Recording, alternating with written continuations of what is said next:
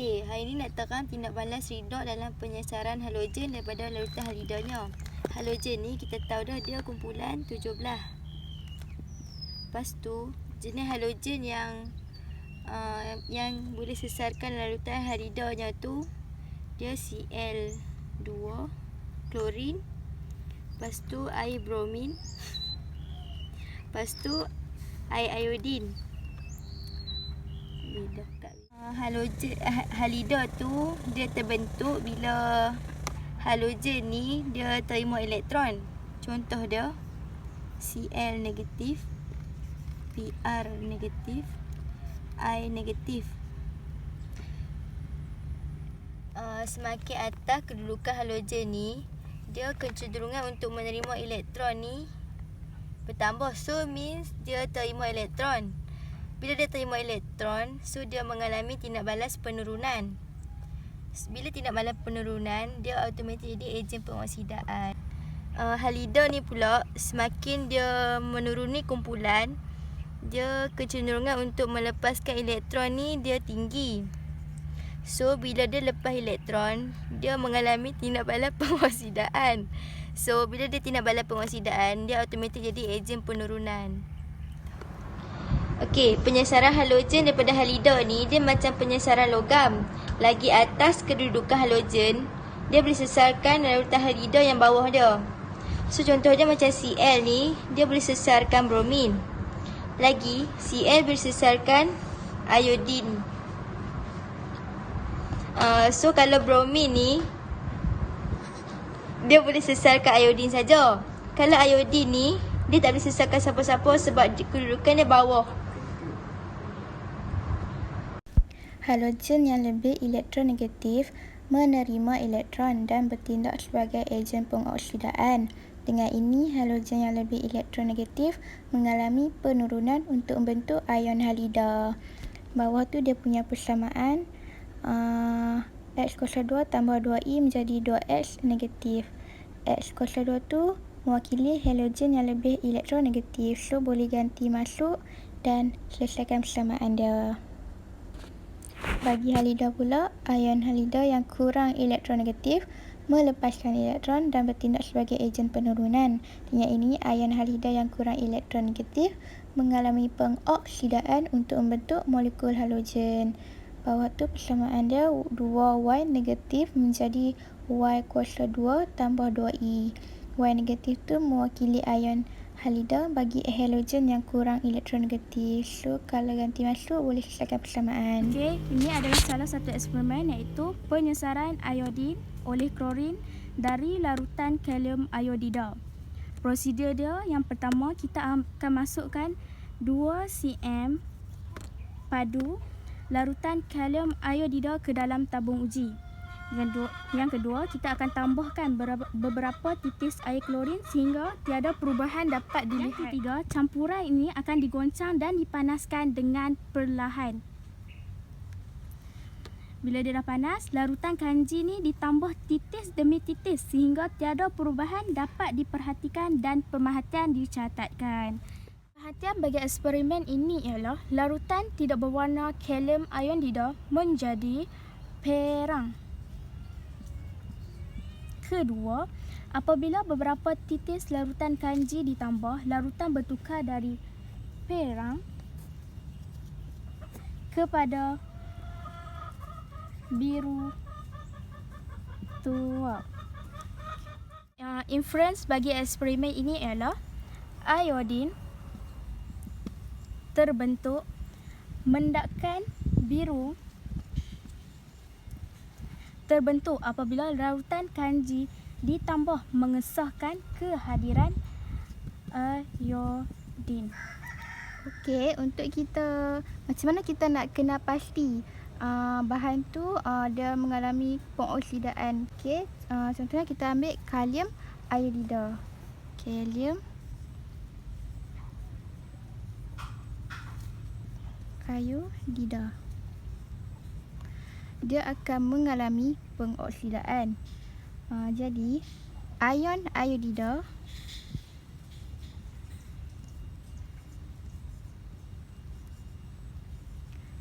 akan kehilangan elektron untuk membentuk molekul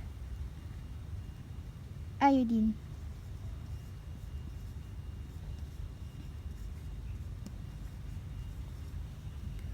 Jadi persamaan setengah dia akan jadi ion iodida menjadi molekul iodin tambah 2E. Seimbangkan dia 2. Okey, cara untuk kena pasti bahan yang mengalami penurunan pula ialah kita ambil air klorin.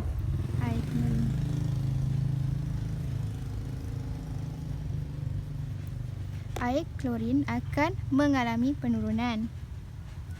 Jadi molekul klorin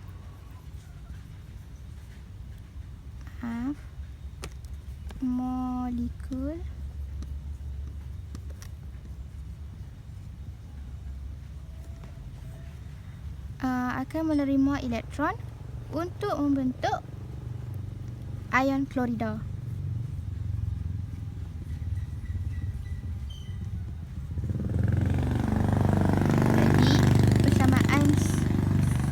Jadi persamaan setengah untuk penurunan dia akan jadi air klorin, maknanya dia molekul klorin Cl2 tambah 2E menjadi 2Cl. Okey, kalau hampa tengok dalam modul muka surat 126, kesimpulan bagi eksperimen tu, klorin telah menyesarkan iodin daripada larutan kalium iodida.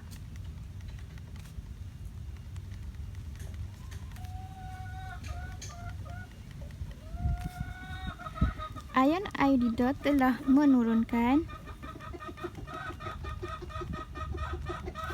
molekul klorin Cl2. Ion iodida ialah ejen penurunan. Klorin Cl2 telah mengoksidakan ion iodida.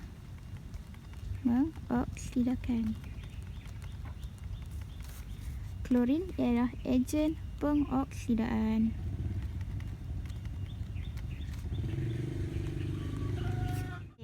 Halogen, kalau kita letakkan dalam larutan aqueous, kita tak boleh bezakan dia, terutamanya bromin dengan iodin. So cara nak bezakan dia, kita guna larutan 111 trichloroethanol. Yang ni dia punya formula molekul. Kat sini dia bagi contoh halogen klorin. Klorin kalau dalam larutan aqueous warna dia kuning pucat atau tanpa warna. Kalau bromin pula dia perang kekuningan, kuning ataupun bergantung pada kepekatan. Kalau iodin dia perang kekuningan dan kuning. So kita boleh nampak dia sini either warna dia kuning, perang atau perang kekuningan. So kita tak boleh bezakan dia. So cara dia, kita letakkan halogen ni dalam warna kita letak dalam 111 trichloroethanol. So kita boleh warna halogen dalam 111 trichloroethanol pula kalau klorin dia akan jadi kuning pucat atau tanpa warna. Kalau bromin dia akan jadi perang kekuningan, kuning. Okey, so dia bergantung pada kepekatan tu lah. Kalau iodin dia akan jadi ungu. Ada perangan sikit bawah ni. Dua lapisan terbentuk apabila larutan aqueous halogen dicampurkan dengan 111 trichloroethanol. 111 trichloroethanol yang lebih tumpat akan berada di bawah dan larutan aqueous yang kurang tumpat berada di atas. So macam biasalah, kalau bahan tu dia lebih tumpat, maknanya dia akan berada di bawah. Contohnya air dengan minyak. Yang ni trichloroethanol ni dia berada di bawah sebab dia lebih tumpat, manakala larutan aqueous dia kurang tumpat. So dia berada di atas. Okay, first kalium iodida ni ada iodin. Iodin dia terkumpul dalam kumpulan halogen. Bila iodin ni campur dengan trichloroethanol akan menghasilkan warna ungu selepas digoncangkan. Nama hasil yang terbentuk dalam tindak balas ni adalah iodin. Dia terbentuk kerana kalium iodida mengalami pengoksidaan. Ion iodida kehilangan elektron untuk membentuk molekul iodin. Okey, lepas tu iodin mengalami pengoksidaan. Jadi dia akan lepaskan elektron. Bila dia lepaskan elektron, elektron tu kena duduk kat belakang. Sebab dia tidak balas penurunan, so dia ejen pengoksidaan. Tuliskan persamaan setengah bagi tindak balas tersebut. Bromin mengalami penurunan, jadi dia akan terima elektron. Bila dia terima elektron elektron tu kena berada di depan. Tuliskan persamaan ion bagi tindak balas tersebut. Bila elektron dah seimbang, buang elektron. Bahan pengoksidaan campur bahan penurunan menghasilkan hasil pengoksidaan dan hasil penurunan. Baru menyatakan perubahan dalam nombor pengoksidaan bagi bromin dalam air bromin. Br2 ni dia molekul, so nombor pengoksidaan dia kosong. Nombor pengoksidaan ni dia berubah dari kosong kepada -1 sebab dia mengalami tidak balas penurunan. Jadi nombor pengoksidaan berkurang. Nombor pengoksidaan bagi iodin dalam kalium iodida, ion iodida dia ion bercas -1.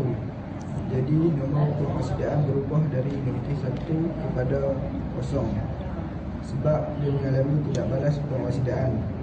So nombor pengoksidaan bertambah. Lepas tu cadangkan halogen lain yang boleh menggantikan air bromin supaya iodin juga terbentuk. Daripada klorin, sebab klorin lebih tinggi pada bromin.